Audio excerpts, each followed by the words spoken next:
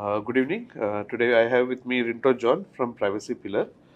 And sir, my first question to you is when it comes to data protection, data privacy, government of India is being very aggressive in terms of apprehending and coming up with new updated policies, especially Correct. DPDPA.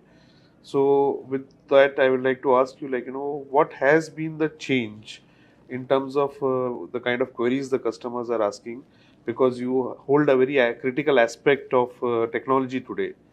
So if Correct. you can throw some light on that. So very good question, Prashant. Because as a community in India, we never had a concept of privacy. Be it business or any personal talks, we used to exchange numbers, phone names, your personal details. You talk about it, your Aadhaar card. We have cases wherein your Aadhaar card details are available at the nearest Xerox shop. So we never were accustomed to be privacy compliant, though it was a growing concept in the European Union because it started off with GDPR compliances, moved on with US. Now, since India is growing, we understand the need of being privacy compliant because your Correct. data is all over the place. So the government of India understood the need of the hour, wherein you need to protect your citizens' data privacy, and that is where the need for having DPDPA evolved altogether. So that is where the regulations are also evolving in understanding how customers' consent is being recorded. Now, Correct. coming to your question, wherein what are the customers' questions that come in?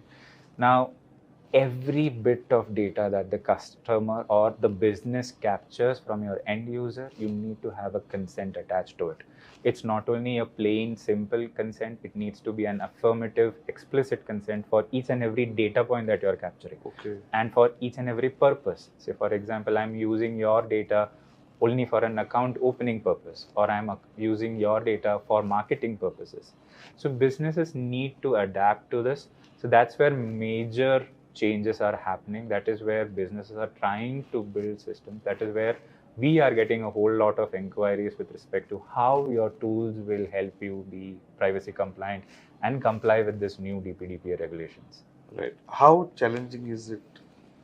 It is actually a bit challenging only because, so say for example, I'll take a basic example of a contact us form, wherein you will have your first name, last name, your email address being collected. Now, the difference would be you will have the same contact us form along with an attached consent that, hey, Prashant, you are providing your detail only for contacting for this solution and it Correct. won't be used for any third party advertising, because we have had instances where you are providing your detail, the next moment you will start getting calls from other third parties as Correct. well. So now that won't be possible. So that's the reason now businesses need to adapt in a way wherein it needs to accept consent, as well as the other way around. When Prashant says that I'm not comfortable in sharing my data, then you need to be in a position wherein you revoke their consent and stop using his data for any other purposes. Correct. So, especially these are very critical for heavy KYC Correct. centric Correct. organizations like, let's say, BFSI or like healthcare, Correct. where there are a lot of critical data and very personal information about individuals. Correct.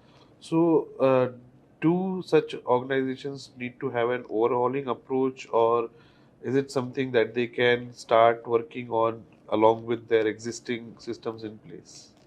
It's a very good question, Sunny, because even the regulation talks about being a significant data fiduciary. Any business that is collecting data is called a data fiduciary. Correct. But as you rightly mentioned, BFSI, banks, healthcare, these are all data heavy businesses and they are called as significant data fiduciaries.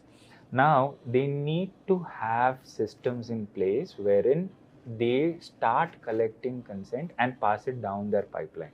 Correct. Now, it does not mean that it's a total stop. They did not stop their businesses, but they can make changes while they are still in operations, because they need to bring about a few changes or tools within their systems which can help you manage all these consent and pass it down the line.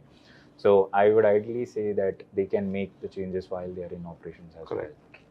One last question in terms of, let's say, boardroom and because every action in terms of technological deployment is a cost. Correct. And with cyber security threatscape and landscape is changing, evolving, and this is also becoming compliance is also becoming a mandatory norm. Correct. How much should we board, senior leaders or boardroom members be prepared to, percentage wise, if you can say, to spend in terms of being a compliant ready company? So if you would have asked me this question 2 years before, I would have said that nobody pays attention to data privacy regulation, though they had the draft rules being out in Right. 2023. But now with 2025 coming in, so when we are interacting with businesses, now they are getting serious. So that's when boardroom conversations are coming in, wherein you need to invest in data privacy solutions out there to comply.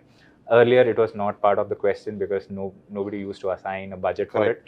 But now, at least, this has become a serious talk, and boards are taking a consideration wherein they need to assign at least some XYZ percentage. I wouldn't put it in a proper number, some 5 or 10 percentage of their spend on cybersecurity to have a privacy compliant solution so that they comply with the regulation. So the data protection board or the regulation just imposes a fine of 250. It says that it is up to 250 CR. Yes. But then it is a very big amount when you talk about it. But at least assign a budget to have systems in place, because it is going to be an ever evolving environment. It is going to adapt because there are going to be some or the other changes with regards to the regulations, with regards to the environment, the business environment that we are in. But then you need to have the first step ahead wherein you assign a budget for it and ensure that your operations are at least privacy compliant in a way. The data that you collect from today are privacy compliant. Great. Thank you for sharing your valuable thoughts. It was a pleasure to have you here, sir. Same here, Prashant. Thank you for having me. Thank you.